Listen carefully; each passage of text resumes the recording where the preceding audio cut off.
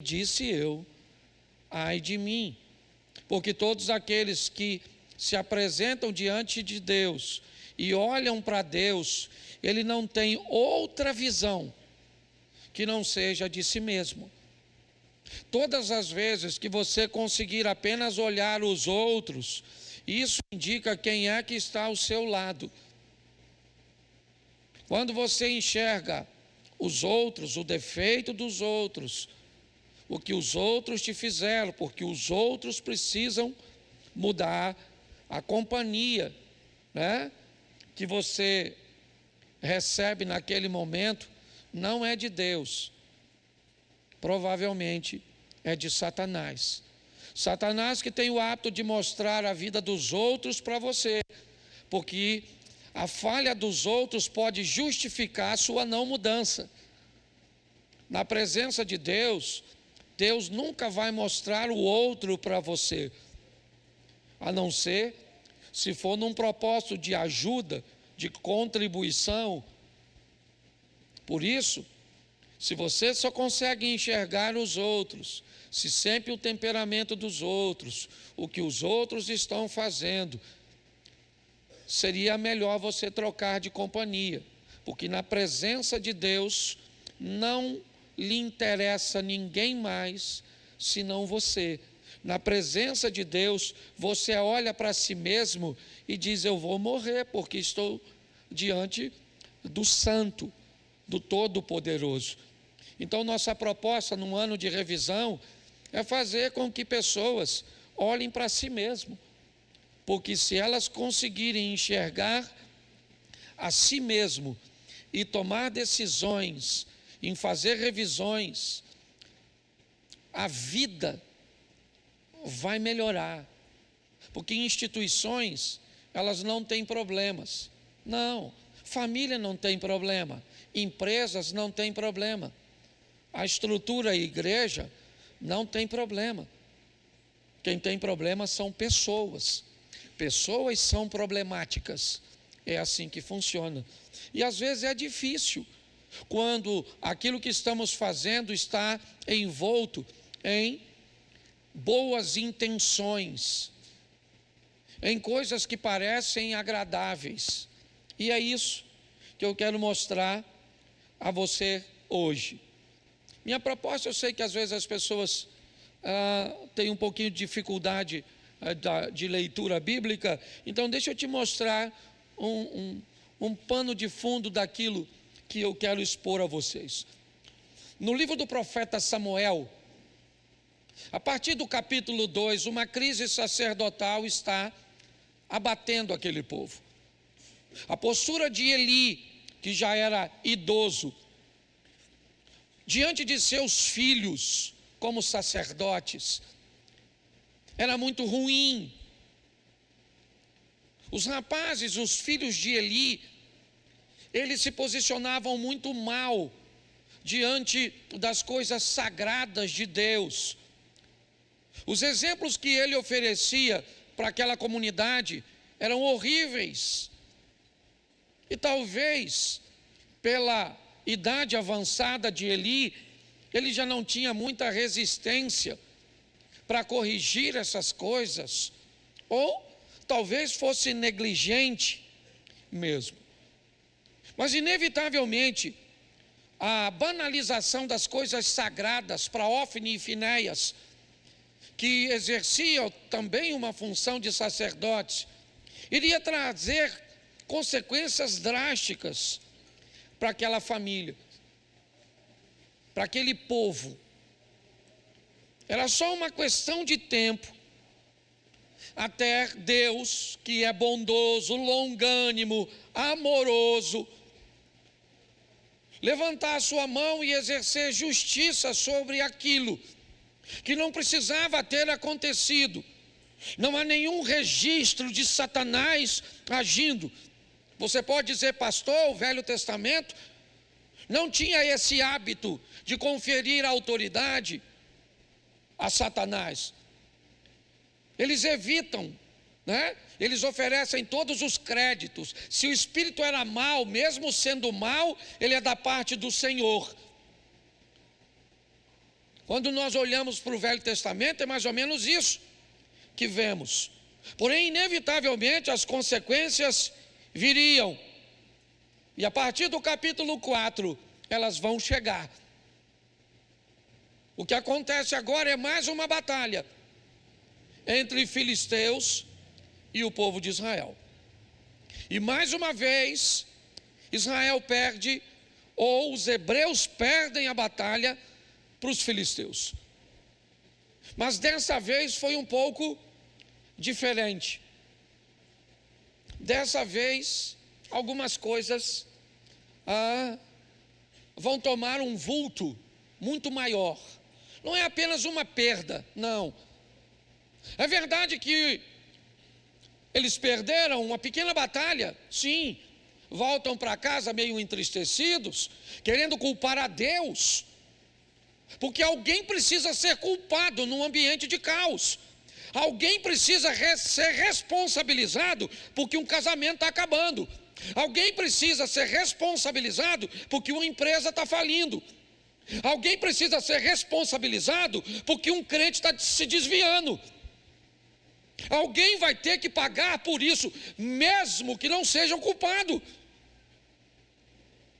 Na maioria das vezes, a penalidade virá sobre aquele que na verdade não será o grande vilão.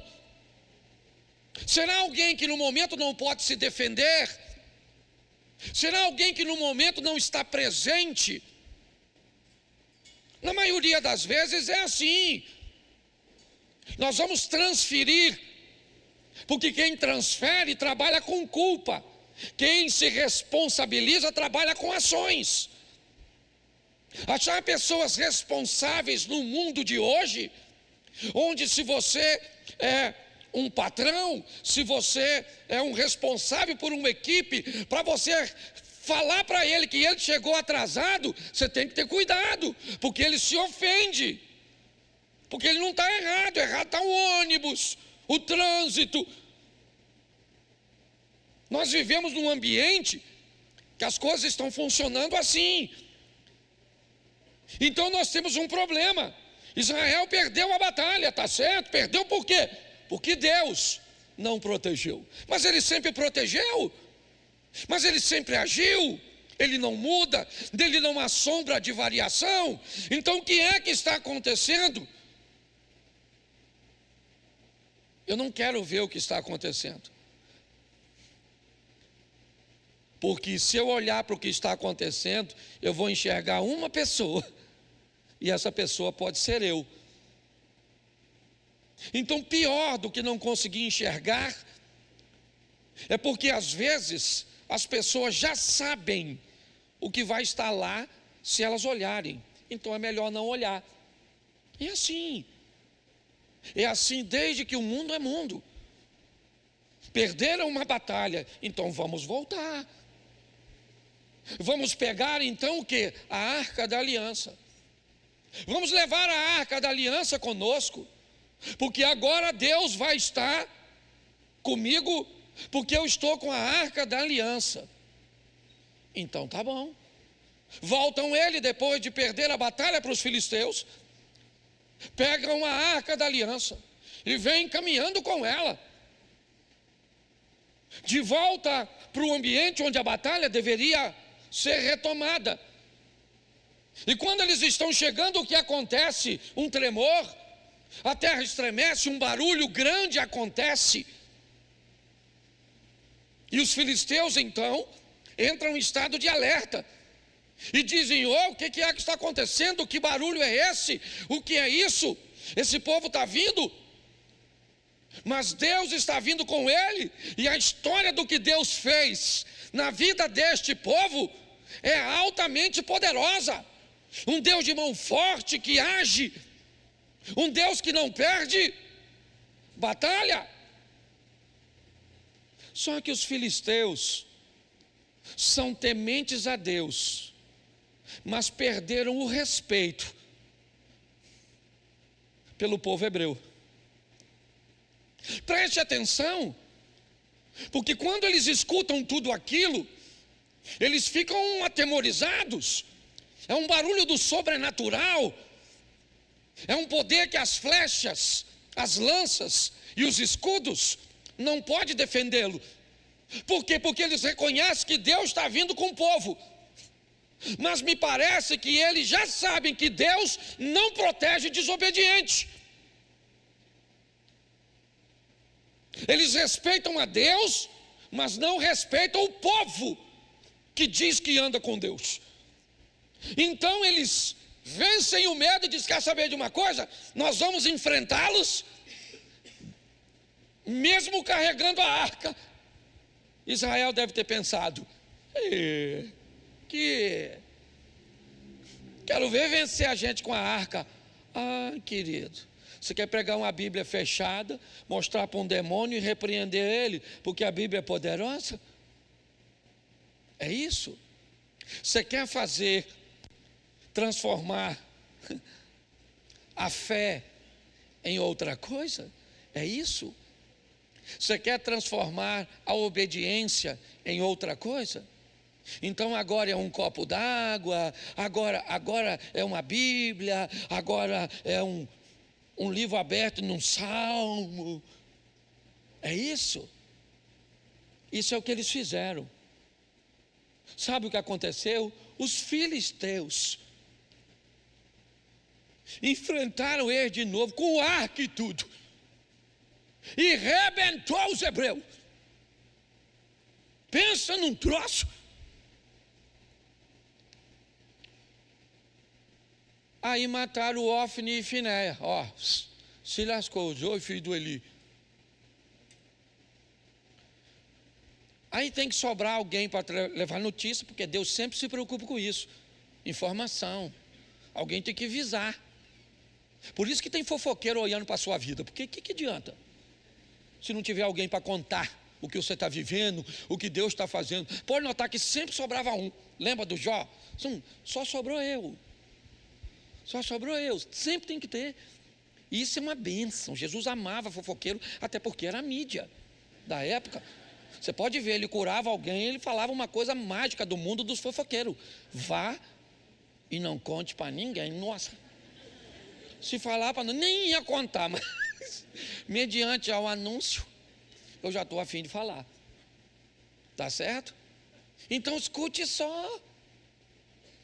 Um cara voltou, e quem é que está lá? O Eli. E aí falaram assim: Eli, meu filho, o bicho pegou com os filisteus, com arca, com tudo. Tá? Mataram o Ofni e o Finéia. E o pior, Eli, levaram a arca. O Eli estava com 98 anos, também já estava fazendo serão. Certo? 98 anos, a cadeira virou para trás, ele quebrou o pescoço. Pastor, está tudo isso na Bíblia? Tá, meu filho. Se você gosta de fofoca, lê a Bíblia. Pensa de um livro para falar da vida dos outros. Gosta de vida dos outros? Lê aqui. Estou falando sério. Uns babados bom. Certo? Não gosta não, né? Pois é. Morreu o Eli, caiu com a... Certo? E os filisteus agora têm o quê? A arca do barulho. Aquela arca do estrondo. Os caras já estão vencendo com a arca dessa. Agora que ninguém ganha de nós. Pegou a arca e levou lá para a terra dele, lá para a casa do Dagon. Depois você vai ler, que eu também não sou obrigado a ler tudo. Meu tempo aqui é rápido. Nem comecei a pregar ainda. Estou chegando lá. Só estou te contando a fofoca. Aliás, sai daqui e não conta para ninguém. Tá certo? Então, beleza. Pastor, já 2 mortes, 3 agora com o velhinho. Beleza. E aí? Bom, aí, para piorar, a nora, olha só, a nora do Eli entrou em trabalho de parto. Morreu. Estou falando sério. A dona ganhou um menino, mas bateu as botas. A dona. É muito desgraça. Tá? Porque está lá. Lembra? Deuteronômio está lá, lembra? Se atentamente ouvir a Deus e os mandamentos seus e obedecer. Você lembra quantos versículo tem esse capítulo? 60 aí? Qual é o texto? Agora eu vou fazer questão de abrir, até porque eu também não lembro. Então eu vou dar aquela impressão de que eu sei. Acha para mim aí, é 28? Deuteronômio, é isso? É 28 ou não? 28 ou 30? 28. Tem quantos versículos? Quantos versículos? 60 aí? Dá para botar aí, irmão, já que não botou nada até hoje? Tem assembleano aí, ou ex-assembleano. Para não ficar só nas minhas palavras, bota o texto. Se vocês ouvirem atentamente a voz do... O negócio é se. E se não se? Se lasca. Se vocês... Essa tradução foi até legal, porque já botou a culpa logo em nós. Se vocês ouvirem atentamente a voz do seu, tendo cuidado de guardar todos os seus, que hoje lhes ordeno o Senhor, exaltará sobre todas as... Vamos ler, que hoje, vamos lá. Se ouvirem a voz do Senhor, seu Deus, sobre vocês virão e os alcançarão todas. Preste atenção aqui nesse texto. O texto sugere: pare de correr atrás das bênçãos e viva de uma forma que as bênçãos saiam correndo atrás de tu. As bênçãos que vão te alcançar. Você não está correndo atrás da bênção. Você que fala com a bênção: espera aí que eu estou aqui resolvendo com a outra bênção que chegou primeiro. Entra na fila que eu estou sendo abençoado demais. Tem gente se lascando demais porque está escutando o chifrudo que veio fantasiado, porque já está no carnaval. Fantasiado de anjo de luz. O Satanás já está aí, ó, tempão sambando, certo? Você está rindo de tu. Escute só, verso 3: bendito vocês serão, e bendito vocês serão. Então preste atenção, a bênção não está no lugar, ela está em você. Onde você for, você vai prosperar. No campo, na cidade, dane-se, com o Lula, com o Bolsonaro, dane-se, ó. Dane-se. Tá certo? Vamos embora aqui que eu estou ficando nervoso. Verso 4: bendito será o fruto do seu filho, fruto do ventre. Se seu filho é ruim, é porque você é ruim, miserável. Se você for obediente aos seus filhos, o fruto do seu ventre será bom. E o fruto da sua terra, o fruto dos seus animais, benditos serão as vossas cria de vaca. Tem criador aí, sabe a bênção que é? Tem um montão de vaca. Quando nasce um boizinho, dá até uma dor no coração. Quanto mais nasce fêmea, mais se tem. Oh meu Deus, vai ler a Bíblia. Versículo 5: bendito será o seu isso de cereais, e bendita será a sua. Isso aí, geladeira, despensa, sei lá.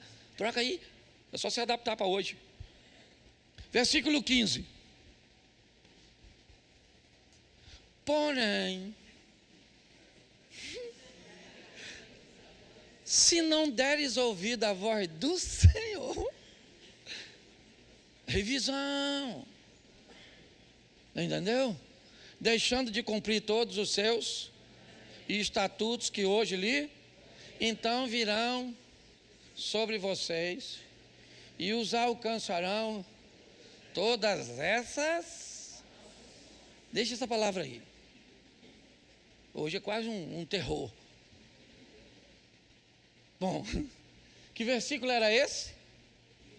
Quantos versículos tem o menos? Vamos botar o 16 só para mostrar. Maldito vocês serão na cidade, maldito vocês serão no campo. Então não tem, bicho, para onde ir. Tem gente que diz assim: pastor, tudo que eu faço está errado. Pastor, não acerta em nada. Tem alguma coisa que precisa ser revista. O grande problema é que o versículo que começa falando de bênção só tem 14 versículos de bênção. 54 são de maldição. Você consegue entender isso? Então esse negócio, essa conta não vai fechar. É nesse ambiente que esses caras estão. Mas vamos voltar para os filisteus aqui agora. A arca está lá com eles. Sim ou não? Para eles a arca é poderosa. Colocaram a arca como um despojo de guerra na casa do seu Deus. Provavelmente porque eles entendiam que aquilo era um artefato de um Deus poderoso, sim ou não? Eles botaram a arca da aliança do lado da imagem de um Deus que eles acreditavam que era Deus, o que indica o respeito que eles têm. Mas eles vão aprender a mesma lição que os crentes aprenderam.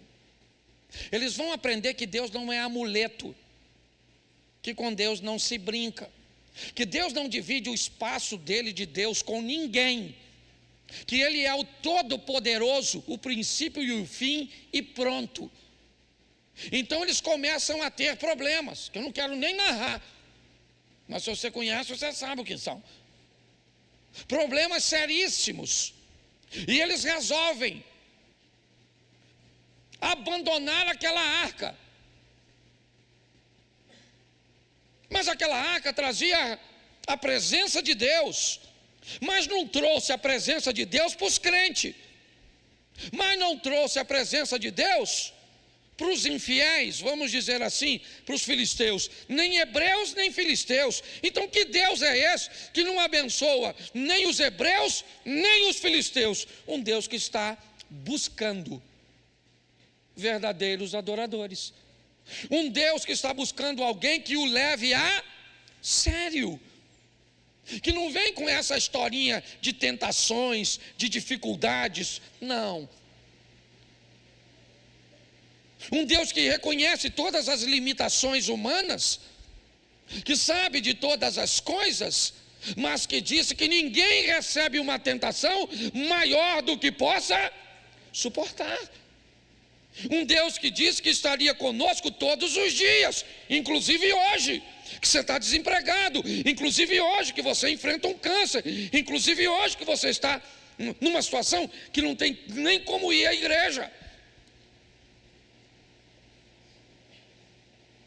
Então eles devolvem, eles entregam, abandonam a arca, que é retomada, que é colocada no local reservado, e que fica lá durante um bom tempo. E aí então entra a história do Davi, o filho mais novo de uma família de 8 homens, um menino improvável, um pastorzinho de ovelhas, que ninguém dava nada por ele, se torna um herói militar nacional, faz com que uma transição de monarquia seja feita, deixando a família de Benjamim representada por Saul e sendo transferida para ele, pertencente à tribo de Judá. Está certo? Davi enfrentou suas guerras, suas batalhas, venceu a grande maioria delas, é verdade, perdeu algumas, porque a vida é desse jeito. Mas agora ele tem uma ideia muito legal. Ele quer tirar a arca da aliança e levar para Jerusalém. Davi é um cara que está a fim de honrar a Deus, pode ter certeza disso. Segundo o livro do profeta Samuel, capítulo 6, coloca na tela, verso 1. Mas uma vez Davi reuniu todos os escolhidos de Israel, em número de 30.000. Davi se levantou com todo o povo que tinha consigo, partiu para Baalá de Judá, para de lá trazer a arca de Deus, diante da qual se invoca o nome do Senhor dos Exércitos, que se assenta acima dos querubins. Puseram a arca de Deus numa carroça nova e a levaram da casa de Abinadab, que ficava numa colina, Uzá e Aiô, filhos de Abinadab, conduziam aquela carroça. Levaram a carroça com a arca de Deus da casa de Abinadab, que ficava na colina, e Aiô, certo, ia adiante da arca, certo. Davi e toda a casa de Israel alegravam diante do Senhor com todo tipo de instrumentos de madeira de faia, com harpas, liras, certo, tamborins, pandeiros e símbolos. Preste atenção aqui para ganharmos tempo. Davi quer levar a arca da aliança da casa de Abinadab. Essa arca ficou tanto tempo lá. Eu imagino quantas vezes Abinadab, Uzá e Aiô tocaram naquela arca, sem nenhum problema. A arca estava lá, eles tinham acesso. Até que Davi, o rei Davi, deseja levar a arca da casa de Abinadab para Jerusalém, um ato extraordinário. Jerusalém, a cidade santa, cercada pelas montanhas de Sião, um lugar extraordinário. Vamos levar, mas vamos preparar uma grande festa, está aí. Como vamos levar a arca? Vamos levar a arca numa carroça, num carro novo. Ninguém nunca subiu nesse carro. Os bois que vão conduzir o transporte são bois que nunca foram usados para outra finalidade, porque o propósito é oferecer uma carroça nova, novinha, porque para Deus entregamos sempre o melhor. O melhor boi é o que vai puxar a carroça. Por quê? Porque a intenção de Davi é magnífica. Ele só precisa rever que tipo de gente ele tem perto dele. Porque Davi quer levar a arca da aliança de uma maneira que ela não pode ser levada. Abinadab sabia disso. Uzá e Aiô também. Você pode ter certeza que os anciãos que caminhavam com ele também. Talvez Joabe, seu sobrinho, comandante da guarda, também sabia. Eu fico imaginando o número de pessoas que estavam ao redor de Davi, que sabiam que aquela arca não poderia ser transportada daquele jeito. A minha pergunta é: por que não falaram com ele? Vamos considerar duas possibilidades. A primeira, porque não sabiam. Vamos imaginar que ninguém sabia como a arca deveria ser conduzida. E aí eu pergunto para você: não era para ele rever que tipo de gente ele tinha perto de si como seus assessores? Que tipo de rei é esse que só tem cabeça de bagres? Será que não estava na hora então de Davi rever suas companhias, suas influências? A minha pergunta hoje é para mim e para vocês. As pessoas que caminham com você querem chegar no mesmo lugar que você? As pessoas que caminham com você pretendem viver o mesmo estilo de vida que você? A compatibilidade entre o que você quer e o grupo cujo qual você frequenta? Porque se ninguém sabia, Davi precisa rever as pessoas que estão do lado dele. Mas para mim, não foi isso. Para mim, as pessoas sabiam, mas não tiveram coragem de confrontar o rei. Aí é pior. Aí a pergunta é: será que as pessoas não falaram o que era certo porque tinha medo de receber de Davi alguma retaliação, de perder o prestígio de um rei? Será que foi isso? Se foi, eu diria para vocês, Davi precisa rever quem ele tem do seu lado, mas ele também precisa rever que tipo de postura ele tem, de não se permitir com que ninguém que está ao seu redor seja capaz de apontar uma área cuja qual ele precisa de mudanças.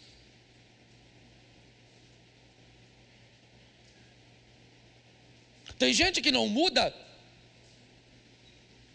e não muda, porque todas as vezes que alguém fala que há necessidade de uma mudança, ela rejeita qualquer tipo de observação, porque rever, olhar para si mesmo, pode não ser uma boa coisa naquele momento. Um cara está morto, sabe por quê? Porque Davi pensou que sabia de tudo. Um homem está morto porque Davi não permitiu que ninguém o alertasse. Eu não sei. Eu sei que o cara morreu. E não tem culpado não, tem responsável. E o responsável pela morte desse cara é Davi. Será que ele é o único? Eu não sei. Numa história, na maioria das vezes, nunca há somente um vilão. Às vezes há uma bela quadrilha. Às vezes numa família o caos não é estabelecido por alguém desequilibrado. É por alguém desequilibrado num ambiente onde ninguém tem equilíbrio. Às vezes, um caos é estabelecido, mas se procurarem alguma coisa que achem o culpado, não o responsável. Eu sempre falo isso quando vou conversar com casais sobre casamento. Se você conversar com o Chapeuzinho Vermelho, o lobo sempre vai ser mau. O que temos agora é um cara morto. Sabe o que Davi fez? A festa acabou. Claro que acabou. O Zá está morto. Mas ele sempre mexeu na arca. Quando a arca estava na casa dele, ele podia manuseá-la. Talvez não poderia abri-la. Talvez não poderia ter acesso ao seu interior. Isso aí eu não vou tão longe, certo?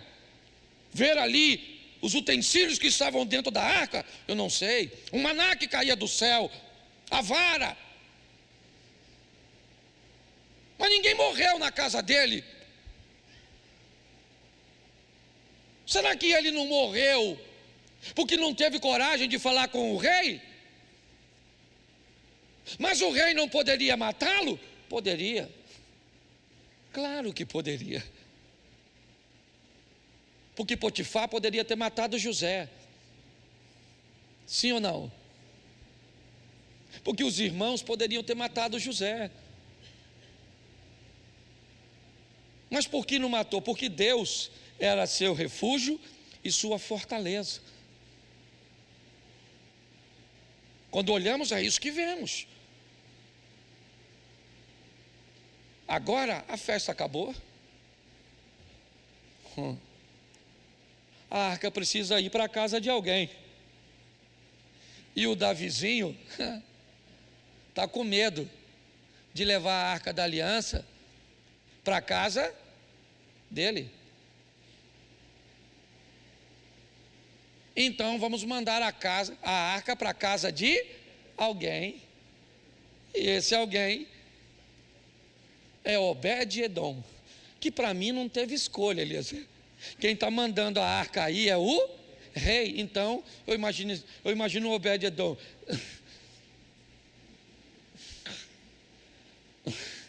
Volta para Abinadab. Vai lá para casa. Pois é, a arca chegou lá. Na casa do... É uma arca que mata os outros. Faz barulho. Todo mundo está de olho na casa de quem agora? Do Obed-Edom. E a Bíblia diz que na casa de Obed-Edom, as coisas começaram a melhorar, prosperar. As coisas começaram a andar. Mas por que não andou quando estava com os hebreus? Por que foi que gerou problema para filisteus? Por que foi que não mostrou nenhum poder, nem positivo, nem negativo na casa de Abinadab? Porque me parece que se a arca representa Deus, nós temos aqui o comportamento de Deus na vida de algumas pessoas. Às vezes eu vejo gente que anda com Deus, que não acontece nada na vida dessa pessoa, nada, nem de bom, nem de ruim. É a casa de Abinadab, nada. Eu vejo gente que anda com Deus e vive o caos. Quando a arca entrou na casa de Dagon, ou para os filisteus, eu vejo uma arca que quando anda com algumas pessoas, ela é intermitente. Ora as coisas estão boas, ora as coisas estão ruins. É sempre muito oscilante, como se na vida ninguém pudesse ter constância. E a Bíblia diz: sede firmes e constantes e sempre abundantes. Mas não, nem sempre dá para dar tudo certinho. Eu não estou falando perfeição, não é isso. Mas tem alguma coisa, ou algumas coisas que estão desconectadas. Mas na casa de Obed-Edom, não. Quem é esse cara? Eu não sei. O que ele fez? Eu também não sei. Eu só sei que tem gente que quando Deus entra, todo mundo vai olhar e diz: cara, é notório o que Deus está fazendo na vida dele, nos negócios dele, na família dele. É notório quem ele era e o que ele é agora depois que Deus chegou. Esse é Obed-Edom. Mas e agora? A história não é de Obed-Edom, a história é de Davi. Agora Davi olha para a casa de Obed-Edom e alguém vai dizer, porque presta atenção, Eliezer, por que alguém foi falar com Davi, certo? Sobre Obed-Edom? Porque ele estava prosperando. Então alguém está querendo que Davi tire a prosperidade do Obed-Edom, tirando a... Só que a prosperidade de Obed-Edom não vem da arca, vem da postura dele. A arca vai sair, mas Deus vai ficar. Você consegue entender isso? Não é amuleto, é estilo de vida, que precisa ser visto de uma série de coisas. Algumas pessoas racionalizam demais, outras espiritualizam demais, e as extremidades sempre traz sérios problemas para isso. Agora Davi manda trazer a arca da casa de Obed-Edom para Jerusalém, sim ou não? Mandou fazer outro carro novo, bonitão, deu uma festinha, sim ou não? Não. Porque agora ele já sabe que a arca de Deus não pode andar, ela tem que andar nas costas, aqui, ó, nos ombros.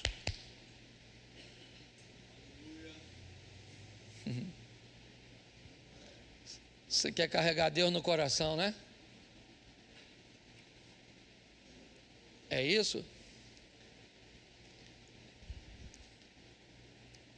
Lá, a gente fala coração, mas você entendeu aí. E as emoções, como é que funciona? Quando elas não estiverem muito boas? Deus não é para carregar, é responsabilidade. Você já ouviu dizer, às vezes eu sinto como se tudo estivesse nos meus, porque é aqui que se carrega a responsabilidade, não é aqui. Deus é a maior responsabilidade que temos. E Deus é para carregar nos ombros, é coisa séria. Não é para colocar em ambiente estável, que se sacudir pode cair. Não podia. A arca da aliança tinha que ir nas costas do sacerdote, porque se um desse, o outro dava um amparo. A arca não era para bicho carregar, era para gente carregar, gente que pensa, que era capaz de fazer um ambiente corretivo, onde o outro em algum momento podia estar tropeçando. Você acha que durante a caminhada da arca, nos ombros, um dos homens não poderiam tropeçar? Mas quando está na cabeça de quem pensa, nos ombros de quem pensa, nos ombros de quem raciocina, aqui nós somos uma igreja, e dá para todo mundo ter vida certinho o tempo inteiro? Não, mas Deus está aqui, porque enquanto tem alguns vacilando, tem outros de joelho, clamando, intercedendo, você está entendendo? E amanhã vai revezar, aquele que hoje estava de pé, amanhã pode estar abatido, mas aquele que estava abatido, hoje está de pé, porque fui sustentado pelo outro que estava orando ontem. Quando olhamos para isso, vemos o que? Um rei que aprende. A arca chegou em Jerusalém, sim ou não? Sim. Mas para chegar lá, Davi teve que fazer uma revisão. Você quer chegar, filho? Você quer viver o incrível, o extraordinário? Vê se Deus não está no seu coração, ao invés de estar nos seus ombros.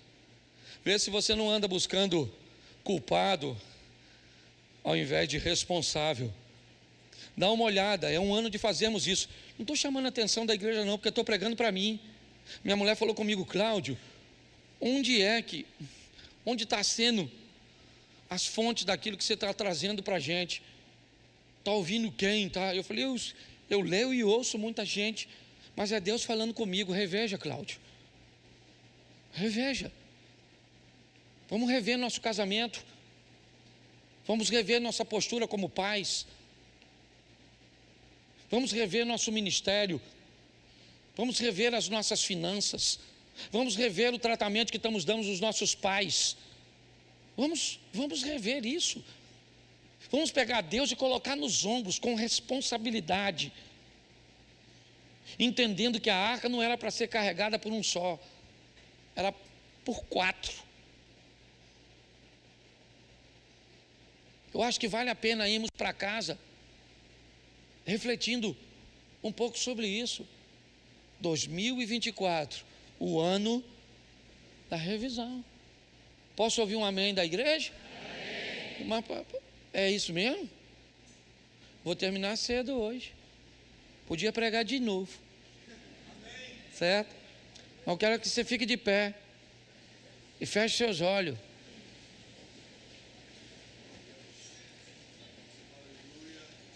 Feche seus olhos. Vamos orar? Deixa eu fazer um apelo aqui, ó. Normalmente eu não faço apelo não, hein? A turma sabe, tem gente até que briga comigo. Pastor, o senhor não faz mais apelo? Não, a gente manda as pessoas lá, quem quer ir. Porque às vezes faz apelo, vê aquele montão de gente aqui, depois o nego racha fora. Vem aqui só para tirar uma foto, depois vai para o inferno. Então, se você quiser aceitar Jesus, ó, atrás daquele cameraman lá, ó, tem uma sala.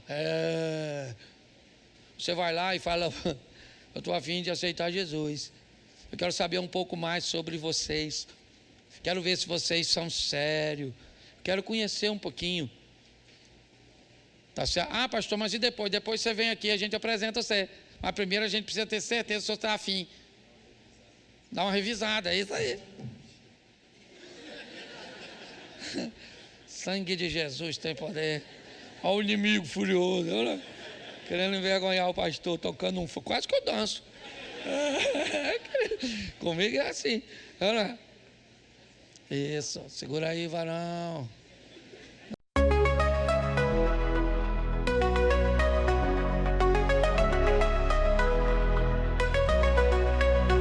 In the haze of neon dreams, I wander through the night, lost in a sea of stars where your whispers take flight. Electrified emotions, they dance around my heart, in this digital garden where we never have to part. Shadows blend with colors as the beat sets me free. Every note a memory, every rhythm you and me. Echoes of you in synth waves, feel you near in the pulsing haze. It's such a world where we collide. You lost the rhythm in my mind.